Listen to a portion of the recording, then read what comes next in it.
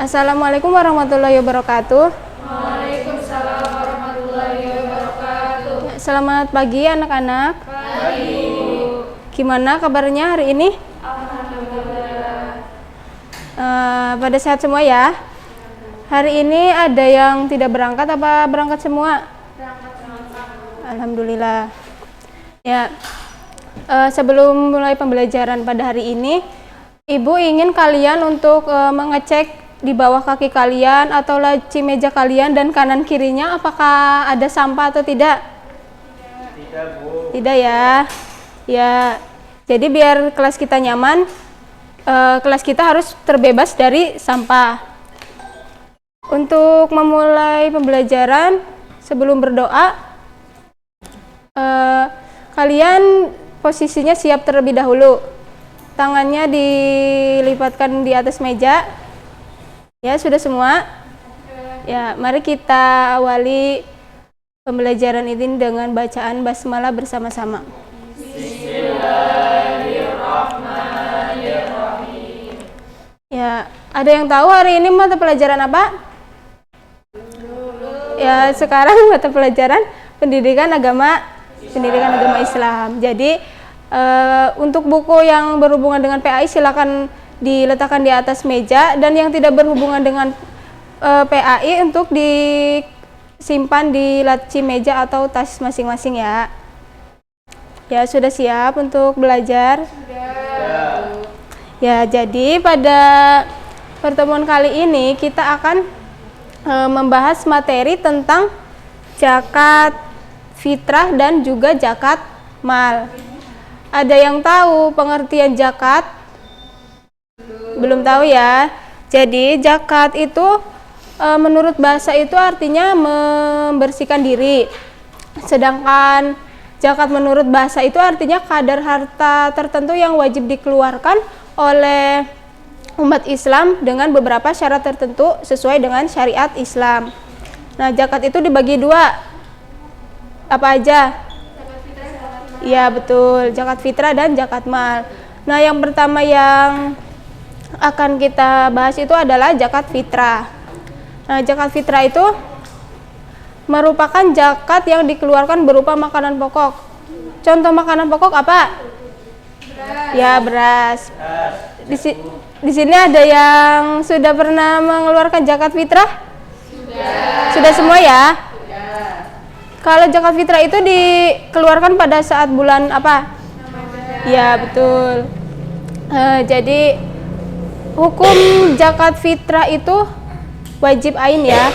Jadi baik bagi laki-laki, perempuan ataupun tua muda itu wajib untuk mengeluarkan zakat fitrah. Nah, zakat fitrah itu ada waktu-waktunya saat mengeluarkan. Waktunya itu ada 5. Ada yang tahu waktu-waktu zakat fitrah itu dikeluarkan kapan aja? Belum tahu ya? Ya, jadi ada 5 waktu-waktunya. Yang pertama itu waktu yang diperbolehkan itu dari awal bulan Ramadan sampai akhir bulan Ramadan. Nah, untuk waktu yang kedua itu waktu yang wajib.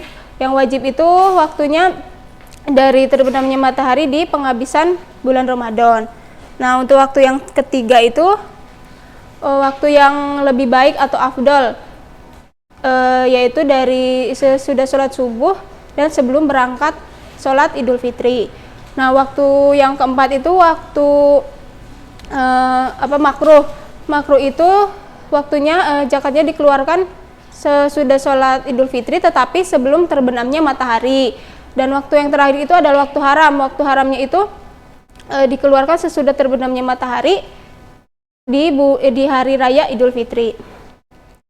Nah, zakat fitrah ada syarat wajib dan rukunnya juga. Nah, untuk syarat wajibnya itu ada 3. Yang pertama itu Islam, yang kedua dibayarkan setelah terbenamnya matahari di akhir bulan Ramadan, dan yang ketiga itu memiliki kelebihan harta, baik untuk dirinya sendiri maupun untuk keluarganya. Nah, untuk rukunnya itu ada 4. Yang pertama itu niat. Ada yang tahu niatnya bagaimana? Ya, niatnya itu Bismillahirrahmanirrahim. Nawaitu an uhriza zakatal fitri an nafsi fardhu lillahi ta'ala. Ada yang udah hafal? Ya belum ya, nanti di rumah dihafalkan ya. Ya terus rukun yang kedua itu orang yang wajib zakat atau muzaki, dan yang ketiga orang yang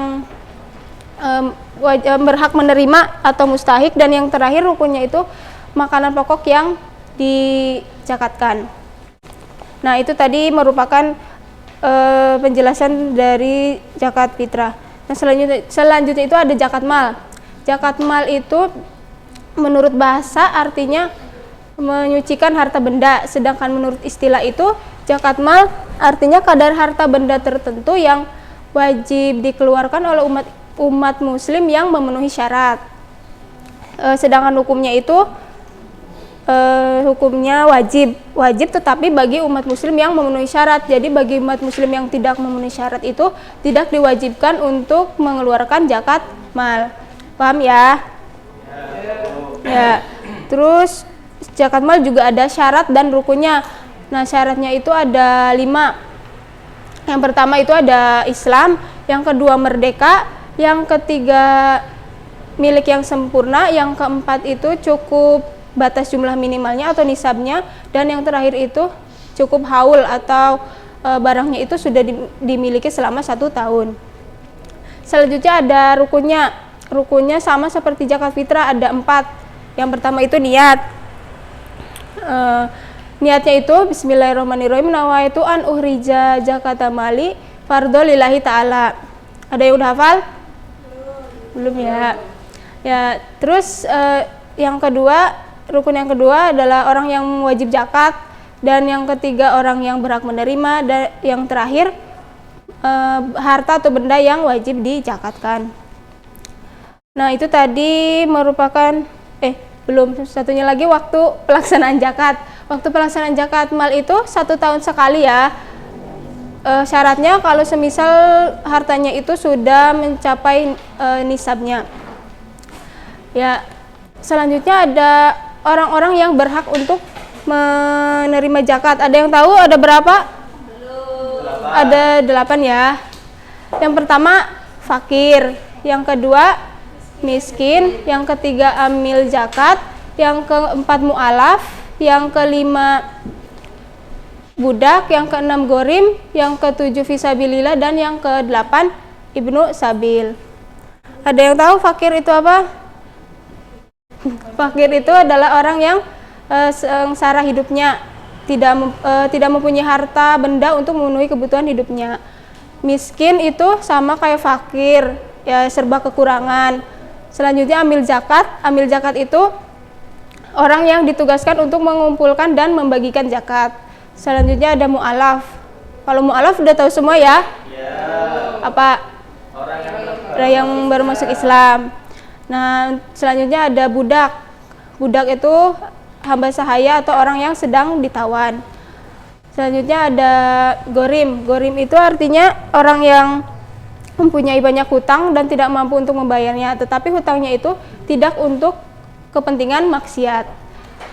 Selanjutnya orang yang berhak selanjutnya adalah fisabilillah. Fisabilillah itu orang yang berjuang di jalan Allah. Ada yang berpendapat juga bahwa fisabilillah itu mencakup kepentingan-kepentingan umum seperti mendirikan masjid, membangun rumah sakit Islam dan lainnya. Dan orang yang berhak yang terakhir itu adalah ibnu sabil. Ibnu sabil itu artinya orang yang sedang dalam perjalanan tetapi bukan untuk maksiat dan kehabisan bekal sehingga sengsara ketika dalam perjalanan. Ya, itu pembahasan kita pada hari ini. Ibu rasa cukupkan pertemuan pada hari ini. Mari kita akhiri dengan bacaan hamdalah bersama-sama. Alhamdulillahirabbil alamin. Ya, terima kasih. Wassalamualaikum warahmatullahi wabarakatuh. Waalaikumsalam warahmatullahi wabarakatuh.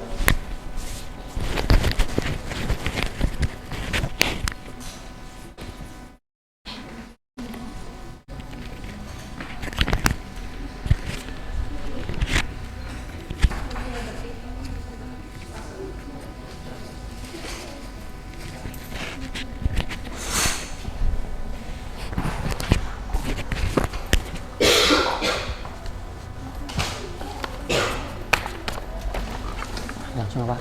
Mel? Langsung.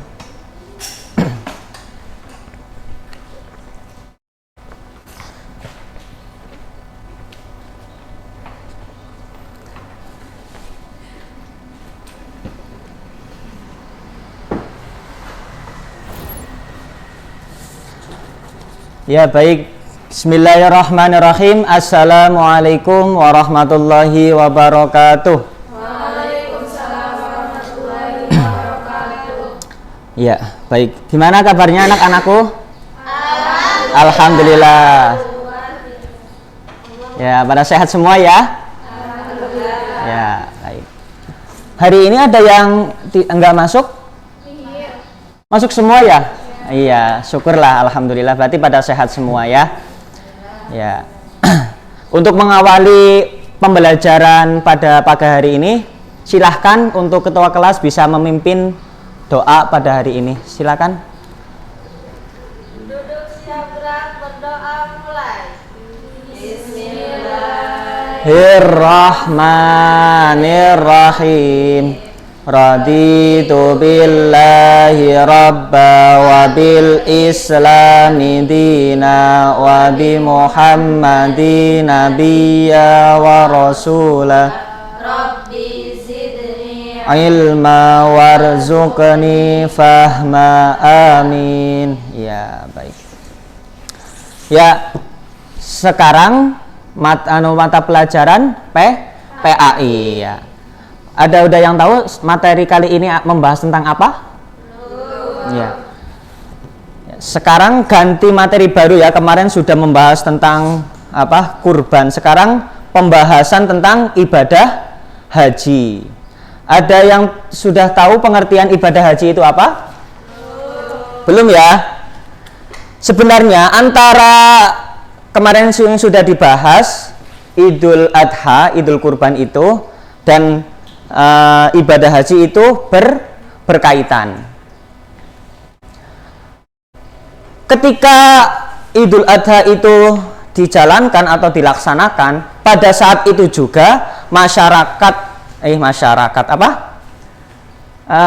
kaum yang di Mekah itu juga melaksanakan ibadah haji ya.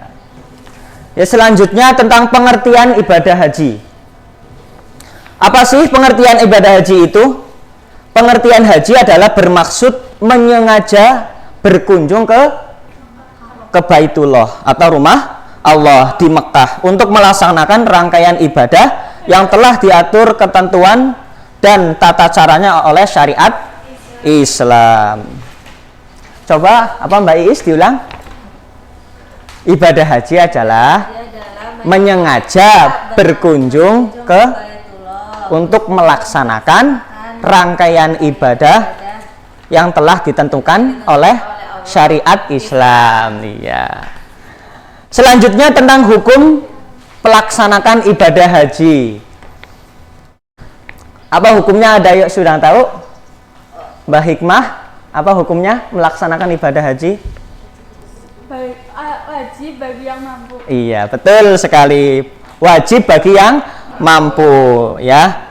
Orang Islam yang sudah mampu itu berkewajiban sekali dalam seumur hidup melaksanakan ibadah haji.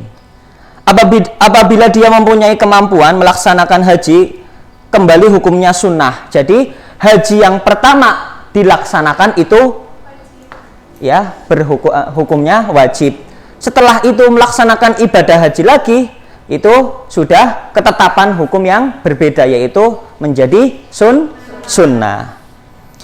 Adapun dalil tentang ibadah haji dalam Al-Quran surat Al-Imran disebutkan walillahi 'alan nasi hijjul baiti man istata'a ilaihi sabila ya, yang artinya mengerjakan ibadah haji adalah kewajiban bagi manusia terhadap Allah Subhanahu wa taala, yaitu bagi orang yang sanggup mengadakan perjalanannya ke Baitullah ya. Bagi orang yang mampu melaksanakan perjalanannya ke Mekah, ke Baitullah. Selanjutnya apa sih tata cara, syarat-syarat rukun tentang ibadah haji? ada syarat wajib haji yang pertama. Sebelum syarat wajib haji ya, ini berarti sebelum melaksanakan ibadah haji itu syarat ya. Kalau rukun ketika haji ya. Yang pertama itu beragama Islam ya, sudah pasti. Yang kedua itu baligh. Jadi anak kecil yang belum baligh itu belum ketetapan hukum wajib bagi, walaupun anak kecilnya itu mampu seperti anaknya siapa? Raffi Ahmad. Nah, itu belum dihukumi wajib haji karena belum baligh. Yang selanjutnya berakal sehat. Jadi orang yang orang gila itu tidak kena hukum. Selanjutnya mampu. Nah, ini ya yang membedakan antara orang yang wajib tidak wajib haji.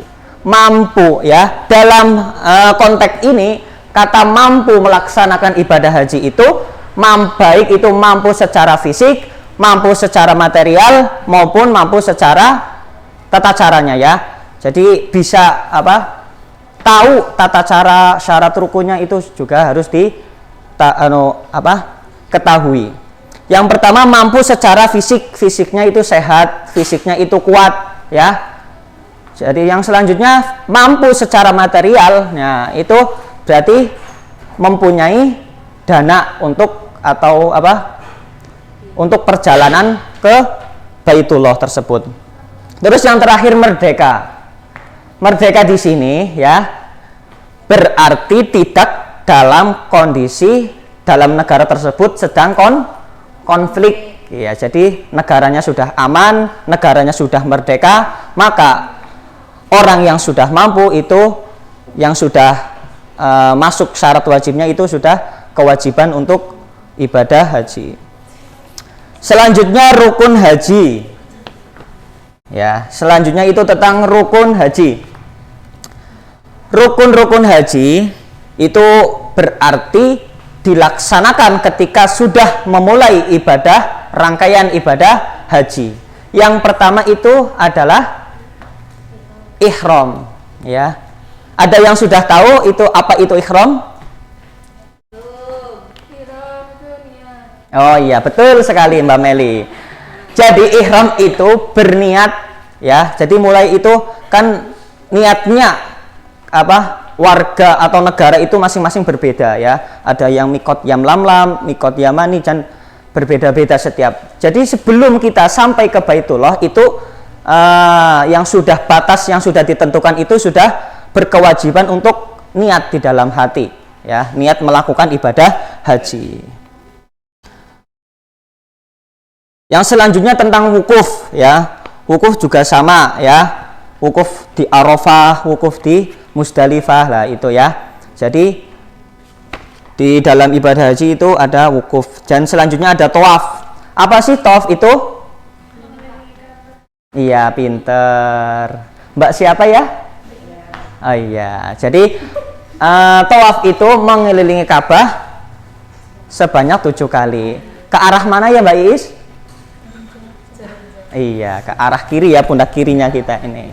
Ya. Jadi dan ya juga perlu diketahui ketika mengelilingi Ka'bah itu jangan terlalu dekat dengan Ka'bah agar ketika itu tidak, kan Ka'bah itu banyak minyak wanginya. Nah, ketika ibadah haji kan tidak boleh memakai wangi-wangian. Nah, perlu diketahui juga ya, tawaf itu ada 4. Yang pertama tawaf kudum, tawaf sunnah, tawaf ifadah, dan tawaf wada. Yang pertama tentang tawaf kudum. Apa sih itu tawaf kudum? Yaitu tawaf yang dilakukan semata-mata untuk tawaf yang dilakukan sewaktu baru tiba dari negeri asalnya di Masjidil Haram. Jadi ketika kita naik pesawat sudah sampai ke lokasi atau di Mekah itu dinamakan tawaf kudum, tawaf yang pertama kali dilakukan. Selanjutnya tentang tawaf sunnah. Tawaf sunnah yaitu tawaf yang dilakukan semata-mata untuk keutamaan. Jadi karena kita di Baitullah itu niatnya untuk ibadah, kan ibadah sunnah-sunnahnya itu juga dilakukan. Kan ada orang yang rajin beribadah sunnah itu, tawaf itu juga rangkaian ibadah sunnah ya. Ada di sini disebutkan tawaf sunnah. Selanjutnya tawaf ifadah, yaitu tawaf yang dilakukan setelah kembali dari wukuf di Arafah. Ya, ada yang sudah tahu kapan wukuf di Arafah? Pada tanggal yang biasa puasa biasanya paham ini. 9 Dzulhijjah ya. Jadi selesai wukuf di Arafah, kembali dari Arafah itu melaksanakan tawaf ifadah ya. Terus yang terakhir tawaf wada ya. Tawaf wada itu tawaf yang terakhir ya, sebagai pamitan sebelum meninggalkan tanah suci Mekah. Ya, berhubung ini ya waktunya sudah habis ya. Tadi sudah dijelaskan tentang pengertian, tentang hukum ibadah haji, tentang syarat dan rukunnya ya. Jadi untuk selanjutnya mungkin bisa disambung minggu yang akan datang ya. Jangan lupa di rumah juga belajar ya, dipelajari minggu depan tentang pengertian, hukum, syarat dan rukun. Itu nanti Bapak tunjuk satu-satu, harus bisa menjawab ya. Siap? Iya, baik. Mungkin itu saja dari saya, kurang lebihnya mohon maaf. Akhirul qouli wabillahi taufiq wal hidayah. Wassalamualaikum warahmatullahi wabarakatuh.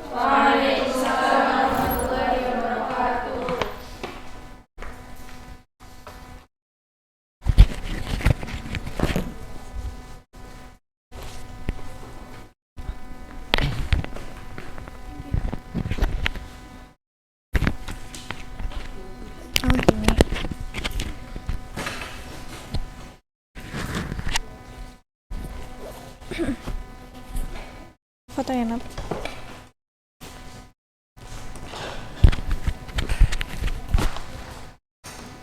Kelihatan nggak? Kelihatan lah ya.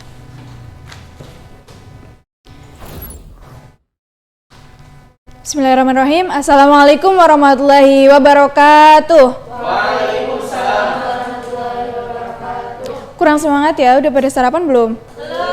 Nggak apa-apa, walaupun belum sarapan tetap harus semangat ya. Ibu ulangi ya. Assalamualaikum warahmatullahi wabarakatuh. Waalaikumsalam warahmatullahi wabarakatuh. Oke, sebelum kita mulai pembelajaran pada hari ini, alangkah baiknya kita untuk berdoa terlebih dahulu dengan membaca basmalah bersama-sama. Basmalah dimulai. Bismillahirrahmanirrahim. Iya, gimana kabarnya? Alhamdulillah sehat semua ya. Berangkat semua hari ini? Berangkat ya. Oke. Minggu lalu kita mempelajari tentang apa? Tentang ibadah haji. Nah, setelah ibadah haji kita akan mempelajari tentang tata cara penyembelihan hewan.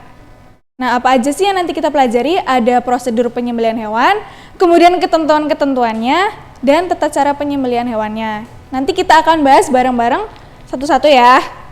Nah, yang pertama ada prosedur penyembelihan hewan. Bagaimana sih prosedur penyembelihan hewan itu? Yang pertama adalah harus baik dan benar. Baik dan benar itu maksudnya adalah sesuai dengan ketentuan syariat agama Islam.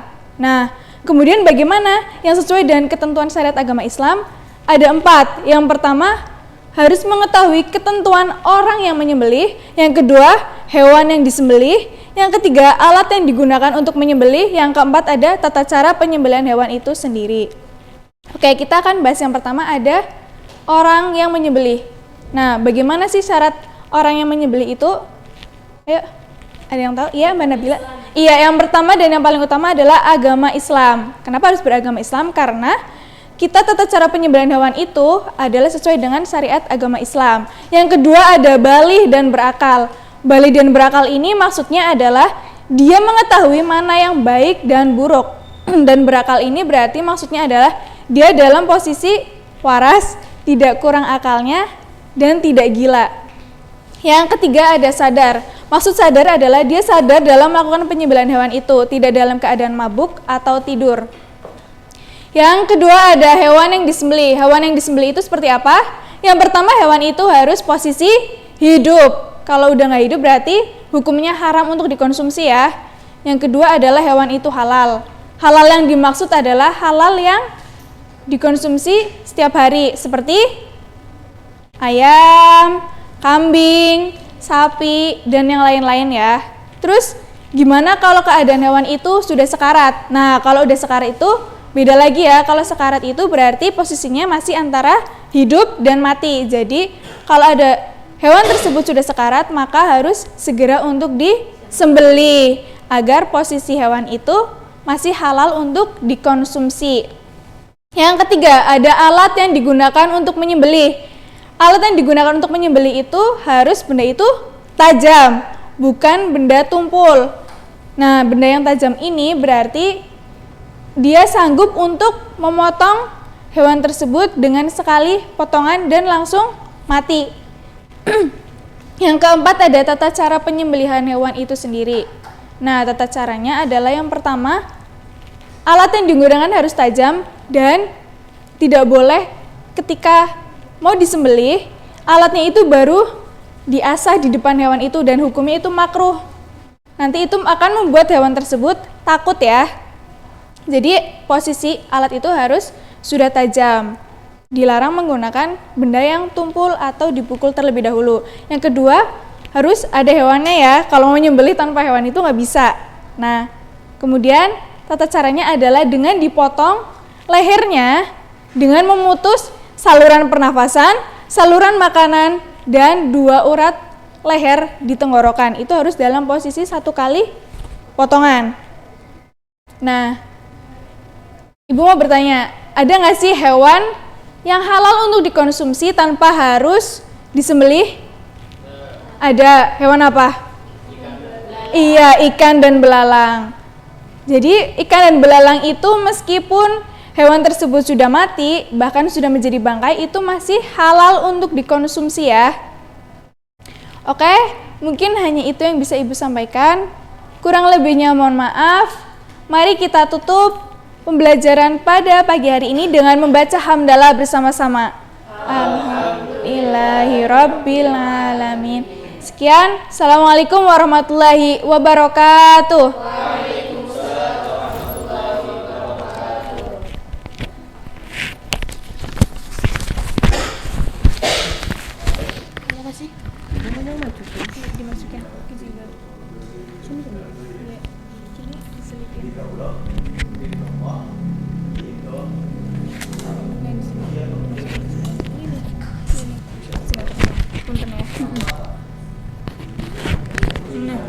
Makasih.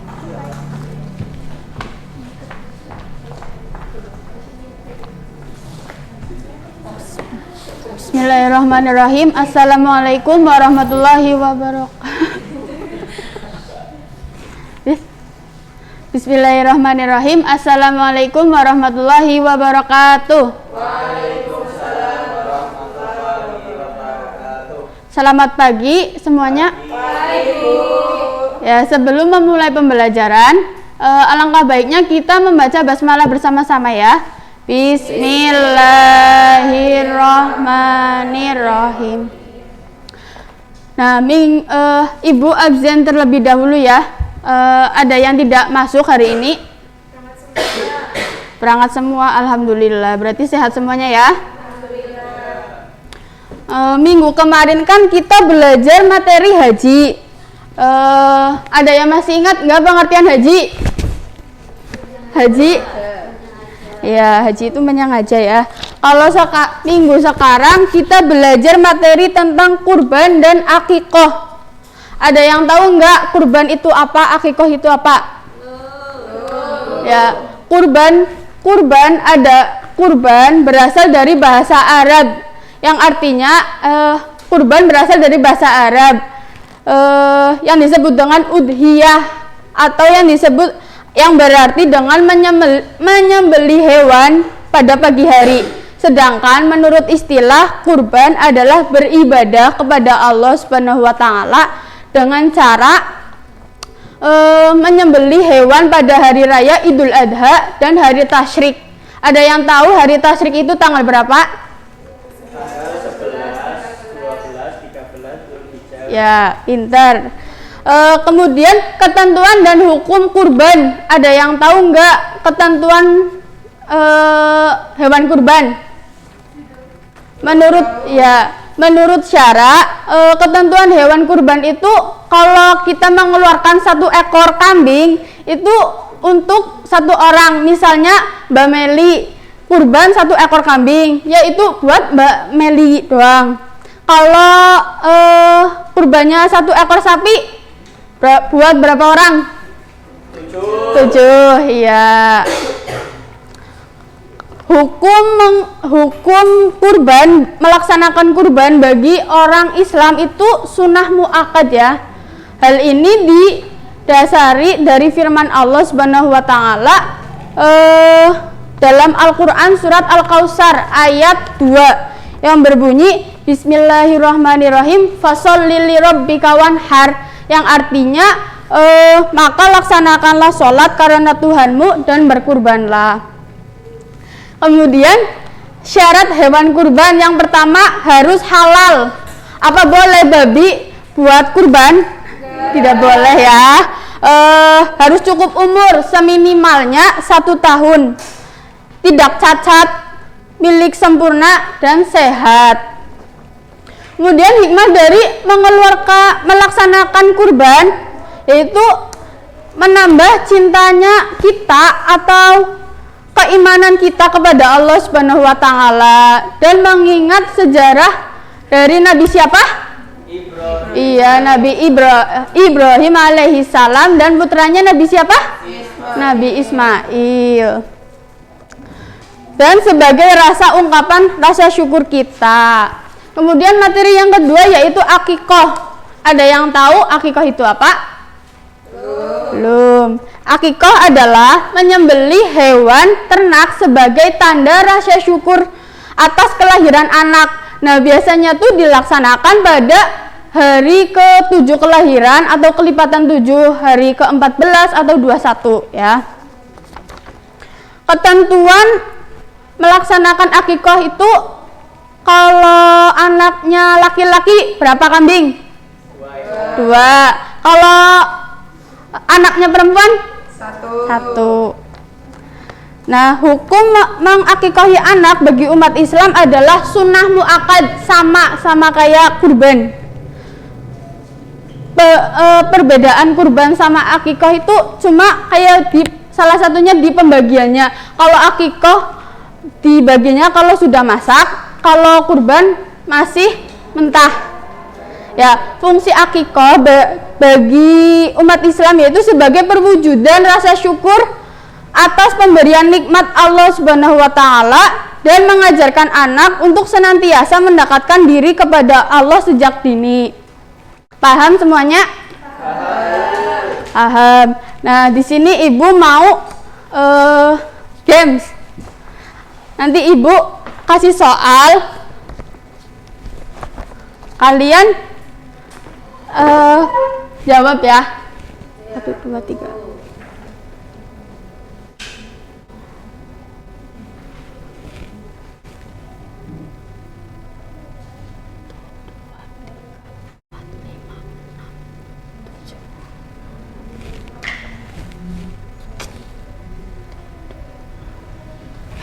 Salah.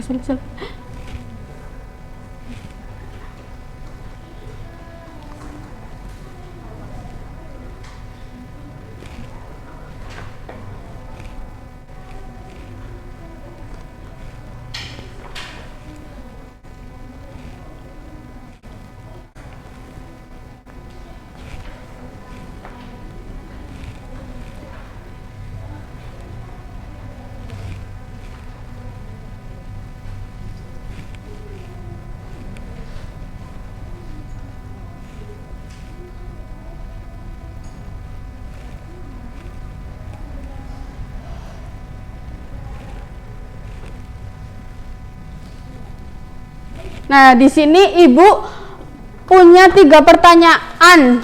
Siapa yang mau menjawab? Nanti Ibu kasih hadiah. Ya. Mbak Windy, maju.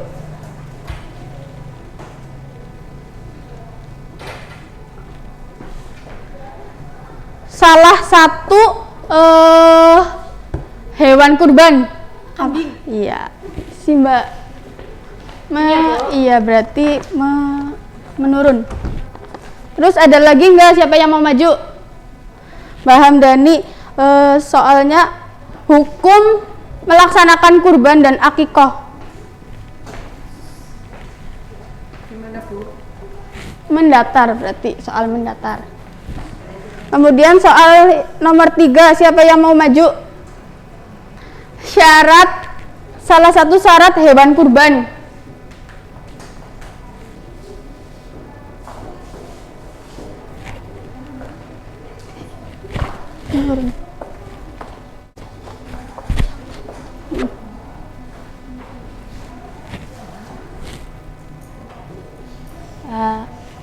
Pinter semua ya, berarti anak ibu. Cukup sekian materi mata pelajaran PAI hari ini. Jangan lupa tugasnya besok minggu depan dikumpulkan ya. Kurang lebihnya mohon maaf. Billahi taufik wal hidayah. Wassalamualaikum warahmatullahi wabarakatuh. Waalaikumsalam warahmatullahi wabarakatuh.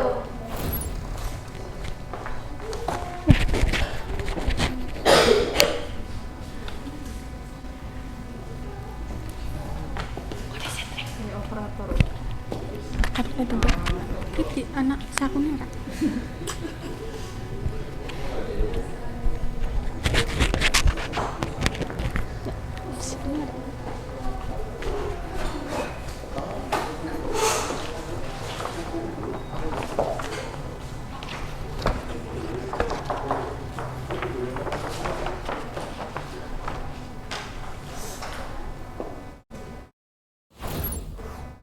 Assalamualaikum warahmatullahi wabarakatuh. Waalaikumsalam warahmatullahi wabarakatuh. Untuk memulai kegiatan belajar mengajar pada pagi hari ini, marilah kita membaca basmalah bersama-sama. Bismillahirrohmanirrohim. Baik, bagaimana kabarnya hari ini anak-anak kelas 9I? Alhamdulillah. Luar biasa Allah. Alhamdulillah, sangat bersemangat ya. Sudah pada sarapan hari ini? Belum. Oh, tapi masih tetap bersemangat ya, masih tetap kuat ya? Alhamdulillah. Hari ini siapa yang tidak berangkat ya? Berangkat semua, alhamdulillah, diberi nikmat sehat semuanya ya. Ada yang tahu hari ini kita akan belajar bersama tentang apa? Belum. Oke, ini Ibu membuat sedikit peta konsep ya. Mohon maaf ya jelek ya, karena sangat bagus, terima kasih. Ya, hari ini kita masuk ke bab 1 ya. Ini tentang optimis, ikhtiar, dan tawakal. Menurut Quran Surah Az-Zumar ayat 53, Quran Surah An-Najm ayat 39-42, dan yang terakhir Quran Surah Ali Imran ayat 159. Yang pertama kita akan membahas yang ini dulu, yang Quran Surah Az-Zumar ayat 53, yaitu tentang sifat optimis. A'udzubillahi minasyaitonirrajim. Bismillahirrahmanirrahim. Qul ya ibadiyalladzina asrafu ala anfusihim la taqnatu mir rahmatillah innallaha yaghfirudz dzunuba jami'a innahu huwal ghafurur rahim. Yang artinya, katakanlah wahai hamba-hambaku yang melampaui batas terhadap diri mereka sendiri, janganlah kamu berputus asa dari rahmat Allah Subhanahu wa taala. Sesungguhnya Allah Subhanahu wa taala mengampuni dosa-dosa semuanya. Sungguh Dialah yang Maha Pengampun, Maha Penyayang. Nah, dalam kehidupan kita ini, kita ada kalanya mendapatkan perasaan, mendapatkan kesenangan, dan ada kalanya mendapati kesedihan atau kesulitan. Dalam menghadapi kesulitan, pasti kita tidak jarang lah, kita itu kadang-kadang merasa sedih, merasa menyerah, dan bahkan ada rasa ingin putus asa.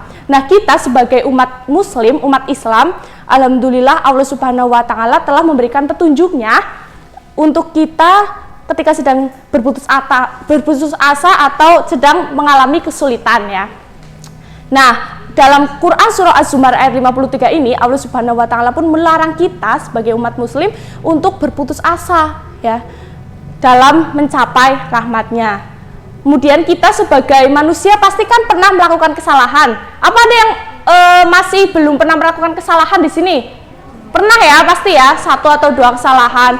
Nah, dalam melakukan kesalahan tersebut pasti kan kita merasa sedih, merasa kecewa, Tetapi insya Allah kalau kita bertobat dengan bersungguh-sungguh, insya Allah Allah Subhanahu wa Ta'ala akan mengampuni segala dosa-dosa yang telah kita perbuat dengan cara kita bertobat dengan bersungguh-sungguh, yaitu kita tidak mengulangi perbuatan kita lagi, kemudian kita berjanji untuk tidak mengulangi, dan kita memperbanyak istighfar dan bertobat, berbuat kebajikan dengan konsisten dan dengan sebanyak-banyaknya ya.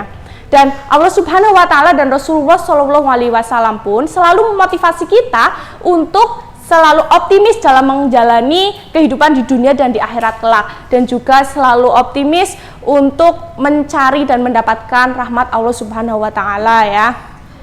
Yang selanjutnya, kita sebagai muslim juga harus menanamkan perilaku sifat optimis dalam jiwa kita ya. Kenapa seperti itu? Karena setan selalu menggoda kita untuk ayolah menyerah saja, ayo kita tidak usah semangat, seperti itu ya. Misalnya kita sedang berbuat kesalahan, lah kemudian setan langsung membisiki dalam hati kita, langsung kamu kalau berbuat salah nanti kamu itu lebih hina daripada manusia yang lainnya. Nah terus kita menjadi down, kita menjadi kurang bersemangat, jadinya kita menjadi kurang bersemangat dalam melakukan ibadah. Terus dibisiki lagi sama setan, kamu nanti tidak mendapatkan tobat dari Allah loh, Allah tidak akan mengampuni kalian, padahal Allah maha mengampuni ya. Nah terus lagi don-donnya lagi, setan membisiki lagi hati kita, kalau misalnya kamu suruh mengajak orang lain untuk berbuat hina seperti kamu kan. Setan sangat licik ya, maka dari itu kita harus menanamkan sifat optimis mulai dari sekarang. Yang selanjutnya ya, yaitu surah An-Najm ayat 39 sampai 42, yaitu tentang ikhtiar. Bismillahirrahmanirrahim. Wa alaisa lil insani illa ma sa'a wa anna sa'yahu saufa yura summa yuzahul jazaa'al awfa wa anna ila rabbikal muntaha. Yang artinya, dan bahwa manusia hanya memperoleh yang telah diusahakannya, dan sesungguhnya usahanya itu kelak akan diperlihatkan kepadanya, kemudian akan diberi balasan kepadanya dengan balasan yang paling sempurna, dan sesungguhnya kepada Tuhanmu lah kesudahannya segala sesuatu. Nah, dalam Quran surah An-Najm ayat 39 sampai 42 ini, kita sebagai manusia itu dilahirkan sebagai makhluk yang memiliki banyak sekali kebutuhannya, berbagai macam juga kebutuhannya, mulai dari kebutuhan primer, contohnya apa? Makan dan minum, kemudian kebutuhan sekunder, jam tangan, motor atau sepeda, kemudian yang terakhir kebutuhan tersier, yaitu apa? Perhiasan. Nah, dalam memenuhi kebutuhan kita semuanya itu, kita tidak boleh hanya berdiam diri saja menunggu belas kasih dan pemberian dari orang lain ya. Kita harus berusaha untuk menjemput rezeki dari Allah Subhanahu wa Ta'ala ya. Contohnya saja, burung kalau pagi-pagi terbang perutnya masih kosong ya untuk mencari makan. Kemudian siang-siang atau sore-sore pulang sudah kenyang, perutnya sudah terisi ya. Jadi kita itu tidak boleh, pokoknya dalam Quran surah An-Najm ayat 39 sampai 42 ini, kita tidak boleh hanya berdiam diri saja, kita harus menjemput rezeki kita ya. Memang rezeki datangnya dari Allah, tapi kita tidak boleh hanya berdiam diri, kita harus berusaha untuk menjemput rezeki tersebut ya. Oke. Yang selanjutnya yaitu tentang Quran surah Ali Imran ayat 159. Bismillahirrahmanirrahim. Fabima rahmati minallahi lintalahum walau kunta faddun khalidul qalbi lan faddu min haulika fa'fu anhum wastaghfir lahum wasyawirhum fil amri fa idza azamta wa fatawakkal 'ala Allah innallaha yuhibbul mutawakkilin. Yang artinya, maka berkat rahmat Allah engkau Muhammad berlaku lemah lembut terhadap mereka. Sekiranya engkau bersikap keras dan berhati kasar, tentulah mereka menjauhkan diri dari sekitarmu. Karena itu maafkanlah mereka dan mohonlah ampunan untuk mereka dan bermusyawarahlah dengan mereka dalam urusan itu. Kemudian apabila engkau telah membulatkan tekad, maka bertakwalah kepada Allah Subhanahu wa Ta'ala. Sungguh Allah Subhanahu wa Ta'ala mencintai orang yang bertawakal. Nah, dalam Quran surah Ali Imran ayat 159 ini, Nabi Muhammad saja sejak dulu itu sudah mempunyai sikap lemah lembut, kemudian selalu berakhlak mulia ya. Nah, kita sebagai umatnya juga harus berusaha lah untuk mencontoh perilaku Nabi Muhammad SAW ya.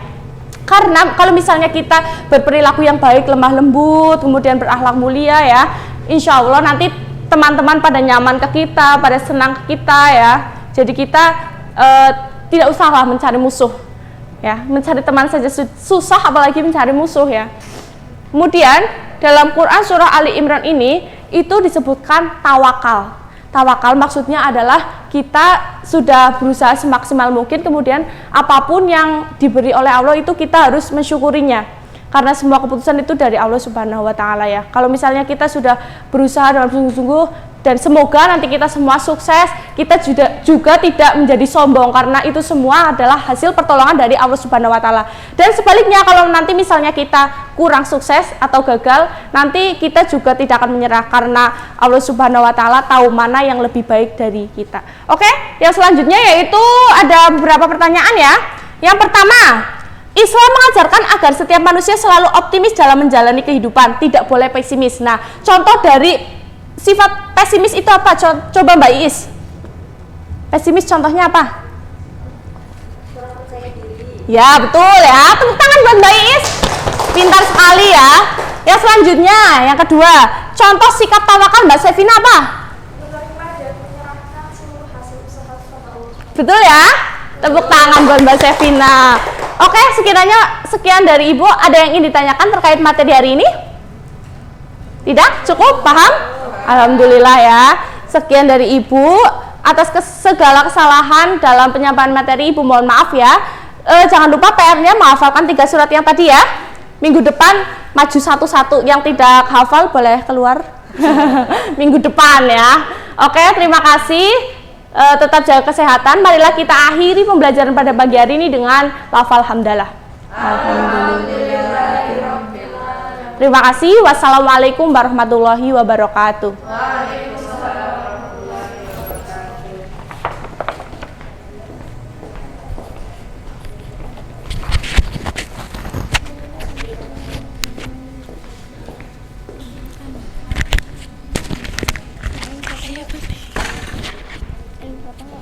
Dalam?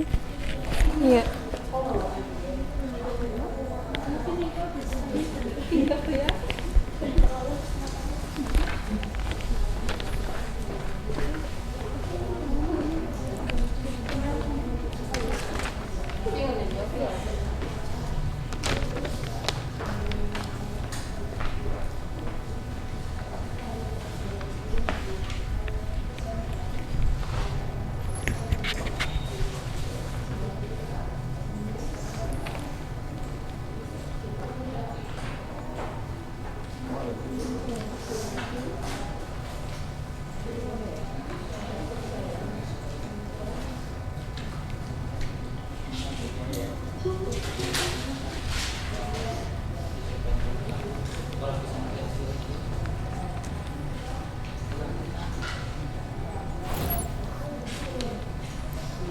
Assalamualaikum warahmatullahi wabarakatuh. Waalaikumsalam warahmatullahi wabarakatuh. Anakku hari ini apa kabarnya? Alhamdulillah. Masuk semuanya hari ini? Mudah-mudahan kalian selalu dalam lindungan Allah dan selalu dalam keadaan sehat walafiat. Amin. Marilah sebelum pembelajaran dimulai kita buka dengan bacaan basmalah bersama. Bismillahirrahmanirrahim. Berjumpa kembali dalam mata pelajaran Pendidikan Agama Islam dan Budi Pekerti. Kali ini kita akan mempelajari tentang menyuburkan kebersamaan dengan toleransi dan menghargai perbedaan. Sebelum masuk ke materi, Ibu akan sedikit merefleksi materi minggu lalu, yaitu tentang optimis, ikhtiar, dan tawakal. Di sini masih ada yang ingat apa itu optimis, ikhtiar, dan tawakal? Mbak Windy? Ya. Optimis, yakin akan kemampuan diri sendiri. Ikhtiar. Kalau ikhtiar berusaha. Berusaha. Tawakal. Tawakal berusaha. Oh iya.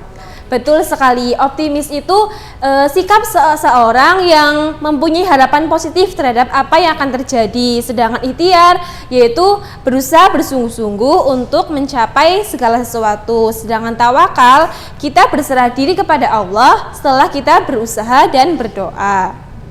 Nah, tujuan pembelajaran pada hari ini yaitu yang pertama, siswa dapat mendeskripsikan pengertian dari toleransi. Yang kedua yaitu siswa dapat menunjukkan sikap toleransi dalam kehidupan sehari-hari. Sebelumnya Ibu akan bertanya ke kalian, menurut pemahaman kalian toleransi itu artinya apa? Ya, seperti kita tahu toleransi itu berasal dari bahasa Inggris yang berarti berlapang dada. Sedangkan dalam bahasa Arab toleransi berasal dari kata tasamuh yang berarti tenggang rasa. Sedangkan secara istilah toleransi yaitu sikap saling menghargai dan saling menghormati antar sama manusia dalam kehidupan bermasyarakat. Nah, contoh sikap toleransi itu seperti apa? Mbak Meli, sikap toleransi itu seperti apa menurut pemahaman Mbak Meli? Tidak mengganggu ibadah orang lain. Ya, betul sekali. Tepuk tangan untuk Mbak Meli. Untuk melatih sikap toleransi itu tidaklah sulit, tapi perlu berlatih. Karena dengan latihan kita akan terbiasa untuk melakukan toleransi dan menghargai perbedaan. Contoh sederhana itu dalam kehidupan berkeluarga, kita menghargai perbedaan pendapat, menghargai kesukaan anggota keluarga yang lain, saling menghargai saat berdiskusi kelompok, seperti itu. Nah, apabila kita sudah terbiasa melakukan toleransi, nanti maka dalam kehidupan sehari-hari kita bisa menghargai perbedaan antar sesama bermasyarakat, berbangsa dan bernegara. Nah, mungkin ini bagi kalian sudah sangat sepele, tetapi jika kita sudah bertoleransi maka kehidupan ini akan lebih damai dan kita bisa menghargai perbedaan walaupun dalam lingkungan yang berbeda. Mungkin sekian dari Ibu, semoga ada manfaatnya. Apabila segala kesalahan dan kekeliruan, Ibu mohon maaf. Wassalamualaikum warahmatullahi wabarakatuh. Waalaikumsalam warahmatullahi wabarakatuh.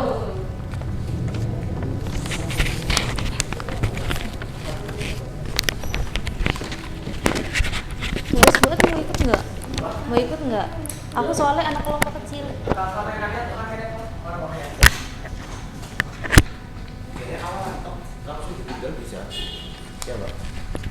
Yang tadi nanti.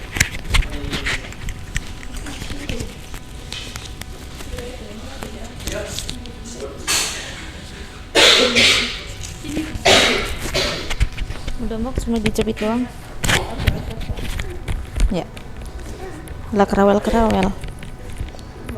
Orang anak sakit. Nggak disit. Yo. Ya.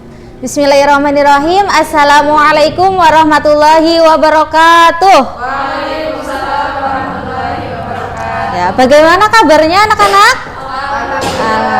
Alhamdulillah sehat semuanya ya. Ini siswanya ada 40 anak hadir semuanya ya. Alhamdulillah. Oke, kita mulai pembelajaran pada pagi hari ini dengan bacaan basmalah bersama. Bismillahirrahmanirrahim. Oke. Sebelum memulai pembelajaran pada pagi hari ini, Ibu akan mengulas kembali materi yang minggu lalu. Materinya tentang malaikat. Coba masih ingat enggak? Malaikat Allah itu yang wajib diketahui ada berapa? 10. Iya, pintar, masih pada ingat berarti ya. Alhamdulillah.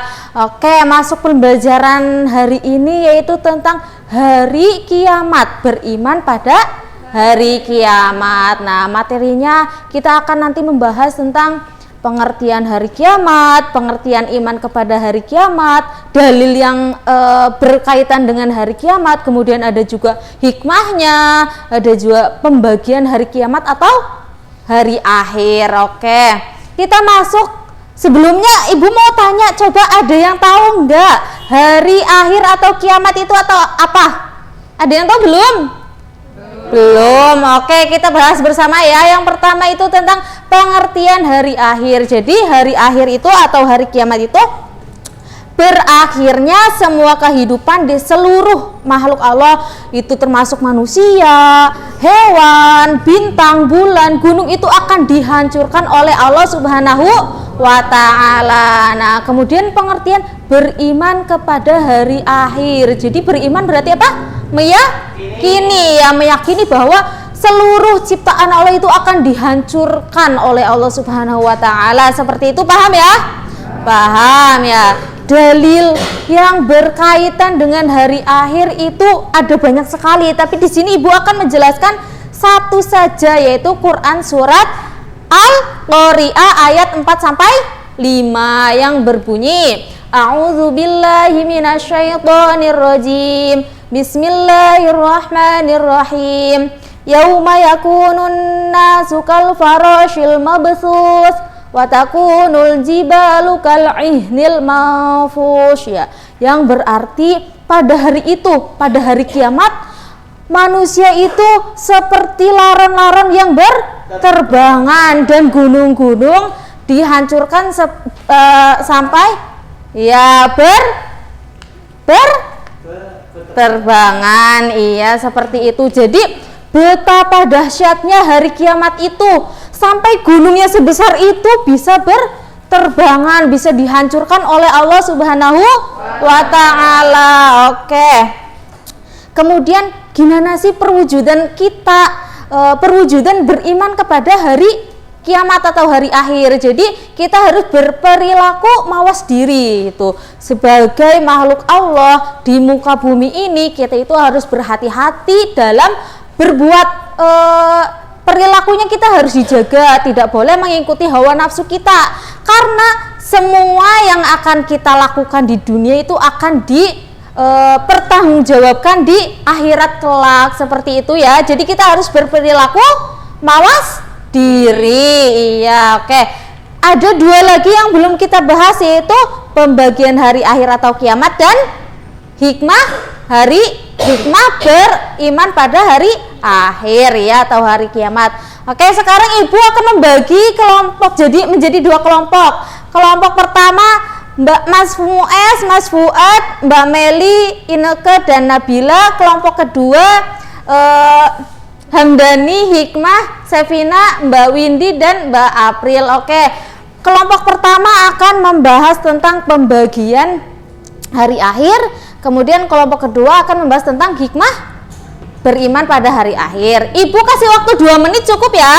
Cukup. Oke, nanti setelah berdiskusi kalian maju satu ya untuk mewakili kelompoknya ya, untuk mempresentasikan hasil diskusinya. Oke, silakan berdiskusi dengan kelompoknya.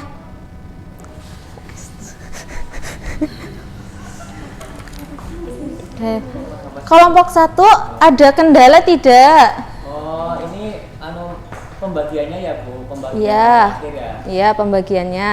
Oh, jadi nanti yang maju perwakilan saja ya, Bu? Iya. Nanti dijelaskan juga pengertiannya ya, pengertian dari pembagian hari akhir itu. Oh iya, siap, Bu. Iya.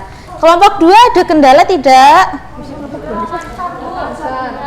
Lancar. Oke, siap. Dilanjutkan diskusinya ya. Oke. Ya, waktunya hitung mundur dari 3, 2, 1. Waktunya sudah habis. Silakan untuk perwakilan kelompok 1 maju. Ya, Mas Mues namanya ini ya. Iya, Bu. Ya, silakan mempresentasikan. Mempresentasikan hasil diskusi ya, Bu. Ya. Hari kiamat atau hari akhir di sini dibagi menjadi 2. Yang pertama ada kiamat sugro atau kiamat kecil, yaitu rusaknya benda-benda atau makhluk tertentu. Contohnya seperti seseorang yang meninggal, bencana alam, seperti itu ya. Terus yang kedua ada kiamat kubro atau kiamat besar, yaitu hancurnya alam semesta, alam raya beserta isi-isinya, seperti itu. Oke, tepuk tangan buat Mas Muas ya. Jawabannya betul sekali, pembagian hari akhir atau kiamat itu dibagi menjadi 2. Kiamat sugro atau kecil dan kiamat kubro atau kiamat besar. Iya. Sekarang perwakilan dari kelompok 2. Oh iya, Mbak Windy silakan maju. Izin presentasi presentasikan. Iya, silahkan. Hikmah beriman pada hari akhir. 1. Meningkatkan ketakwaan kepada Allah, senantiasa beramal soleh, berbuat baik pada sesama, muncul rasa takut berbuat maksiat, dan yang terakhir mempersiapkan diri dengan baik. Oke, tepuk tangan buat Mbak Windy. Nah, semua yang sudah disebutkan sama Mbak Windy itu termasuk pada hikmah-hikmah beriman kepada hari akhir. Oke, semuanya sudah paham ya? Sudah. Sekarang coba siapa yang mau bertanya, Ibu kasih kesempatan untuk hari ini. Silakan. Oke, Mbak Hamdani akan bertanya apa? Yang tadi sudah dipresentasikan ya Bu. Pertanyaannya pembagian hari akhir atau hari kiamat sughro dan kubro itu tandanya apa aja? Oke, pertanyaan dari Mbak Hamdani itu antara kiamat sughro dan kubro itu ada tanda-tandanya tidak? Yang membedakan antara kubro dan sughro itu apa gitu? Coba Ibu beri kesempatan bagi kalian yang berani menjawab, coba angkat tangan. Iya, Mbak Hikmah silakan. Tanda-tanda kiamat sughro yaitu kemungkaran, merajalela, kejahatan di mana-mana, perzinahan dan hal yang biasa. Kalau kiamat kubro tanda-tandanya matahari terbit dari barat, munculnya Dajjal, keluar Yajud dan Majud. Oke, tepuk tangan buat Mbak Hikmah. Benar sekali ya. Itu yang tadi yang disebutkan oleh Mbak Hikmah adalah tanda-tanda kiamat sughro dan kiamat kubro. Jadi kalian bisa membedakan ya antara kiamat sughro dan kubro ya? Oke, alhamdulillah.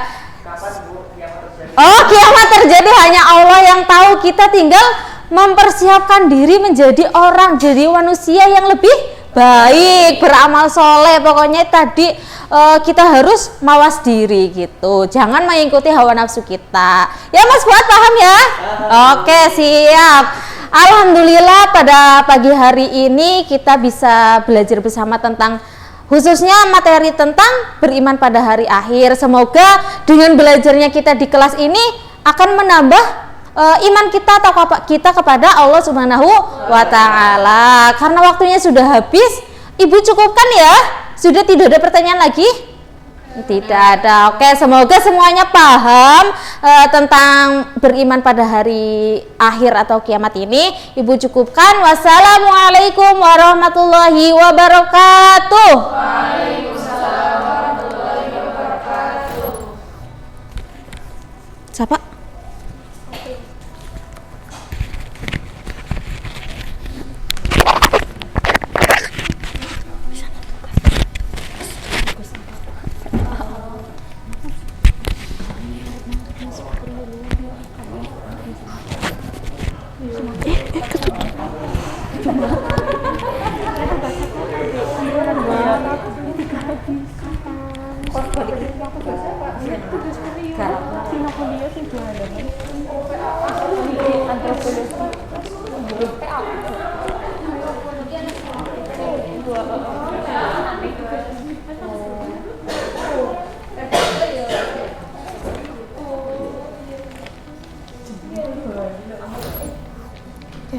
Bismillahirrahmanirrahim. Assalamualaikum warahmatullahi wabarakatuh. Waalaikumsalam warahmatullahi wabarakatuh. Selamat pagi anak-anak.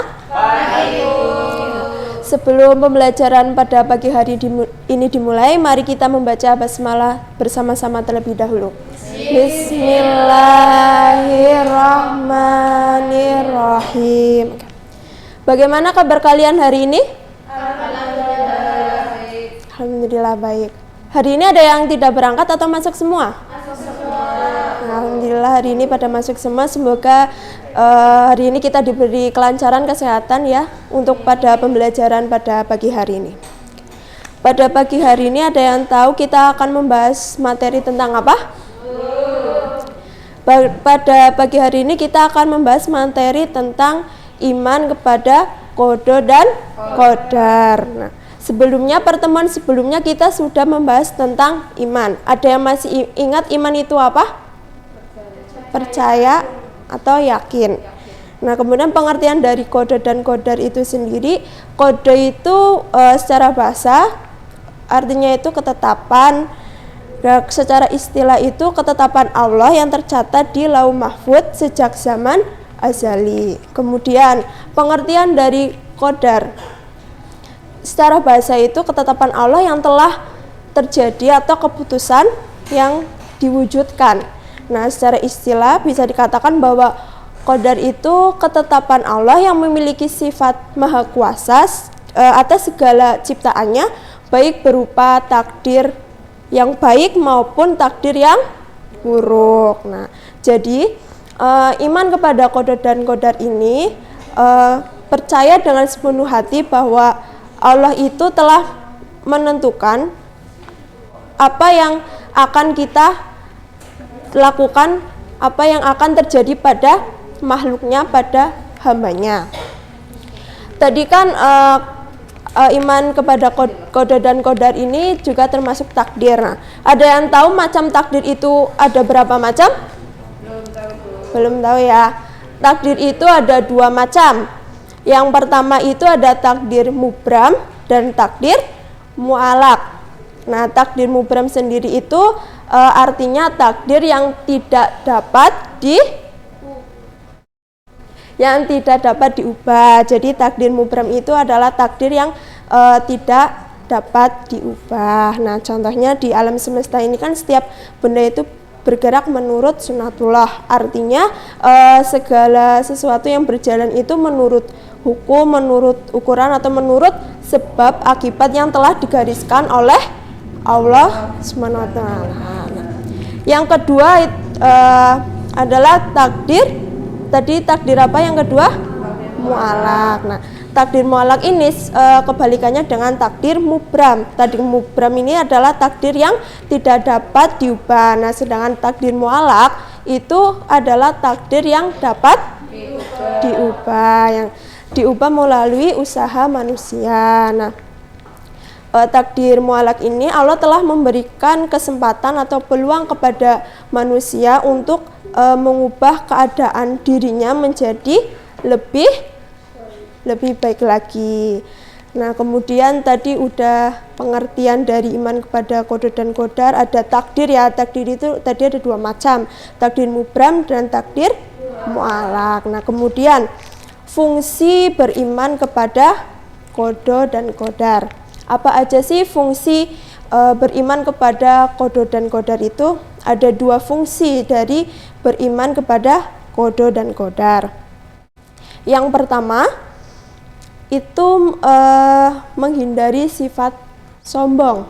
Kita tidak boleh sombong ketika kita atau ketika seseorang itu sudah memiliki kesuksesan, memiliki harta yang berlimpah, memiliki jabatan yang tinggi. Kita itu tidak boleh sombong, kita itu tetap harus rendah hati ya, yang apa yang sudah diberikan oleh Allah kepada kita. Kemudian yang kedua ini kita itu dilatih untuk berhusnuzon atau berbaik sangka kepada siapapun. Nah, kita harus berbaik sangka kepada siapapun, tidak boleh ya berburuk lah ya kepada siapapun. Nah, di sini Ibu ada 3 pertanyaan ya. Nanti Ibu akan membacakan soalnya, kemudian kalian mengacungkan tangan. Selesai membacakan soal, nanti Ibu akan setelah Ibu membacakan soal, nanti kalian mengacungkan tangan terlebih dahulu, kemudian baru menjawab soalnya ya.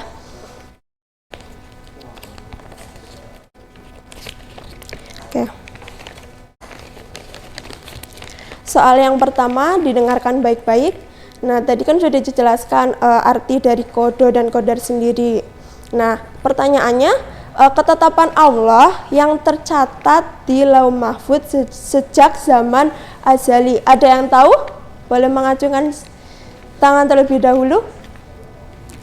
Oke, silakan Mbak Hamdani. Soalnya ketetapan Allah yang tercatat di Lauh Mahfuz sejak zaman azali. Pengertian ya, secara istilah itu pengertian dari qadar. Benar nggak anak-anak? Benar ya, jadi ketetapan Allah yang tercatat di Lauh Mahfuz itu pengertian secara istilah dari qadar. Nah, kemudian yang kedua, tadi udah dijelaskan tentang takdir itu ada 2 macam. Nah, soalnya takdir yang tidak dapat diubah itu adalah takdir, oke, apa Mbak Windy? Betul nggak? Betul ya. Jadi takdir yang tidak dapat diubah itu adalah takdir mubram. Kemudian ini soal ya rebutan ya. Ini gampang banget, mau ada yang mau jawab ya silakan. Arti dari berhusnuzon itu apa? Ada yang tahu? Berprasangka baik. Oke, berprasangka baik. Oke, pinter-pinter semua ya hari ini ya. Oke. Sekian materi yang dapat Ibu sampaikan. Mohon maaf apabila ada kesalahan. Untuk materi selanjutnya kalian bisa pelajari terlebih dahulu di rumah.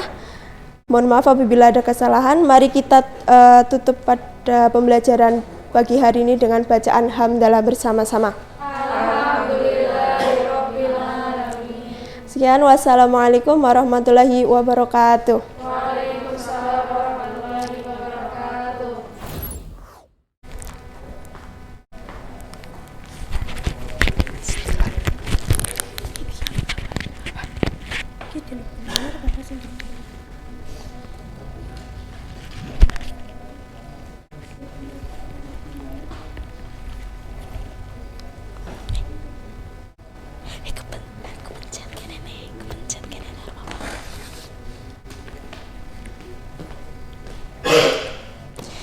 Assalamualaikum warahmatullahi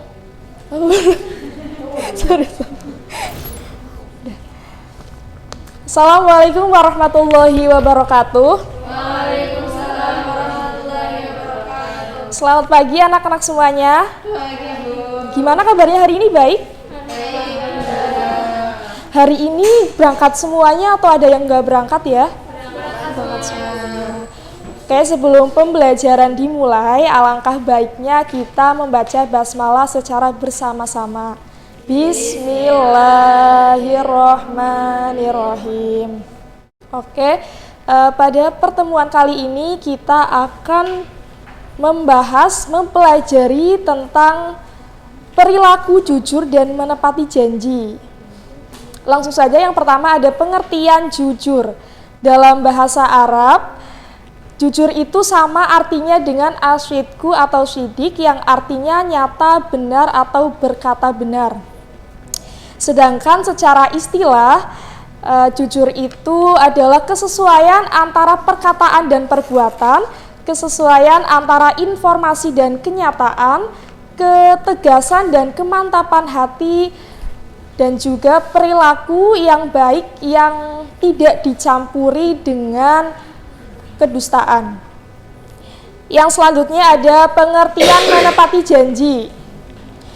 Janji itu sama artinya dengan perilaku yang menjauhkan kita dari sifat munafik. Ibu mau tanya nih, ciri-ciri orang yang munafik itu seperti apa ya? Jika berkata,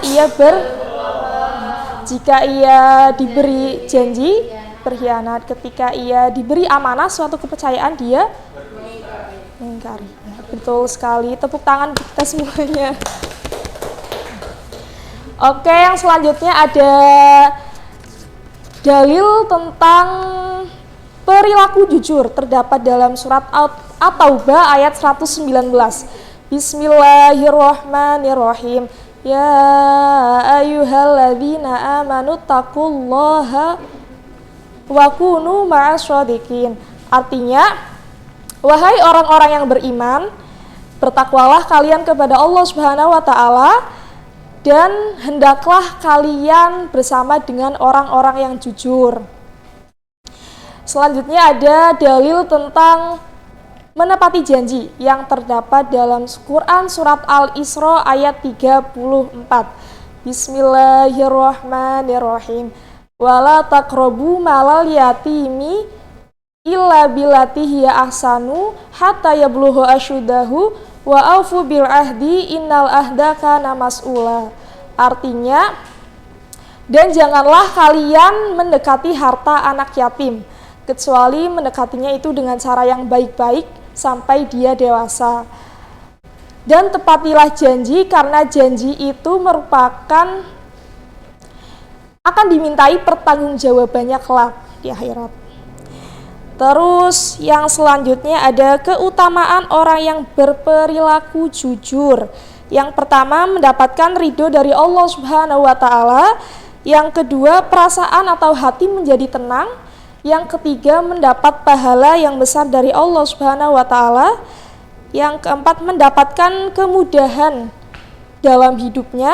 Yang terakhir, selamat dari bahaya dan azab Allah Subhanahu wa Ta'ala. Yang selanjutnya ada keutamaan orang yang menepati janji. Yang pertama, termasuk golongan orang yang berakal. Yang kedua, termasuk golongan umat Nabi Muhammad SAW. Yang ketiga, mendapat kepercayaan. Yang selanjutnya, bukan termasuk golongan orang yang munafik. Dan yang terakhir, termasuk golongan orang yang bertakwa.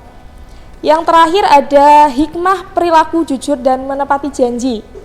Yang pertama, menjadi pribadi yang amanah dan dapat dipercaya. Yang kedua, banyak disenangi orang lain sehingga dipercaya dalam melakukan berbagai hal. Selanjutnya, mendapatkan pahala dan kemuliaan di sisi Allah dan di mata manusia. Selanjutnya, terhindar dari dosa dan laknat Allah Subhanahu wa Ta'ala. Dan yang terakhir, terhindar dari perbuatan yang merugikan sesama manusia. Oke, itu adalah penjelasan mengenai perilaku jujur dan menepati janji. Semoga apa yang Ibu sampaikan bisa bermanfaat bagi kita semuanya. Ibu akhiri, wabillahi taufiq wal hidayah. Wassalamualaikum warahmatullahi wabarakatuh. Waalaikumsalam warahmatullahi wabarakatuh.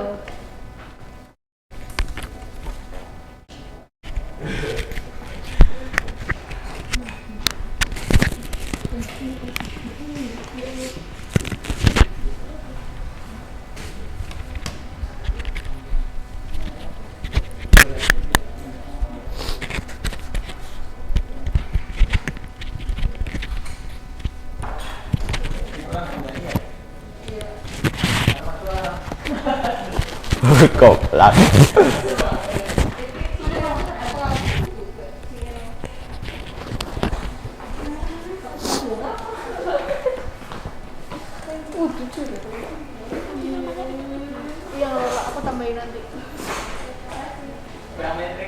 Hah? Setelah tok. Setelah tok. Apa ya? Apa tuh Mui? Lah, rendeleng.